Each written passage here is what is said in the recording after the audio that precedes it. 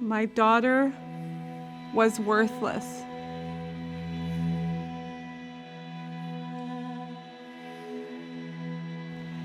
Natasha was my only child. She was a really fun, outgoing, loving girl who loved life, very vibrant, and was loved by many people. We became friends, and she lived life to the fullest. She loved traveling. She was just so full of adventure. On October 2nd, 2020, Natasha went to the hospital because she had a cyst that had grown quite large, and they drained it. They sent her home with Tylenol, and we thought that was the end of it. I saw her on October 6th for my birthday, and she was her normal self. On October 9th, they thought she had appendicitis. She went to the hospital, and they did a whole bunch of tests, and they said she had swollen lymph nodes in her stomach, which was not correct. It was in fact a staph infection that they weren't able to find. They sent her home that night, and then on the following day, October 10th, she had more pain. It was worse, and she went back to the hospital where they basically just did one round of blood tests and said that she was fine, and they doubled her pain meds, and that should take care of it.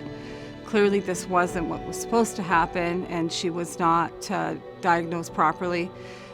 On October 11th, the next day, she was unable to breathe and had to take an ambulance straight to the hospital, where she was later put on a ventilator and died the following morning, Thanksgiving morning.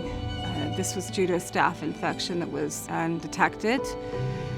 And the doctor on the ICU said that had she come, that he'd gotten her too late. So had she come in the day before, they could have given her a chance, but she was there the day before and the day before that, but they failed to treat her, and they failed to find the staph infection, which was a deadly staph infection, and basically traveled up from her abdomen to her lungs, where she could not recover. And even though they did kidney dialysis, they were unable to help her. She had a cardiac arrest during surgery because they thought it might be flesh-eating disease. They literally did not know what was wrong with her and weren't able to give her any chance of beating this. Had they treated her the first 2 days with antibiotics even, she would have had a fighting chance. So basically what they did is gave her enough painkillers so she wouldn't feel her body being ravaged by the staph infection. After the tragic death of my daughter Natasha, we were absolutely astounded and shocked to find out that there's absolutely no accountability or justice. So although we contacted numerous lawyers, there was nowhere for us to go. So under the law in BC, there is nowhere to get answers. Although the hospital did a review, I don't get to see the review.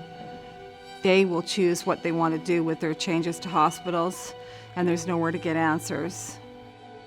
Learn more and donate to support the cause at intheirname.ca.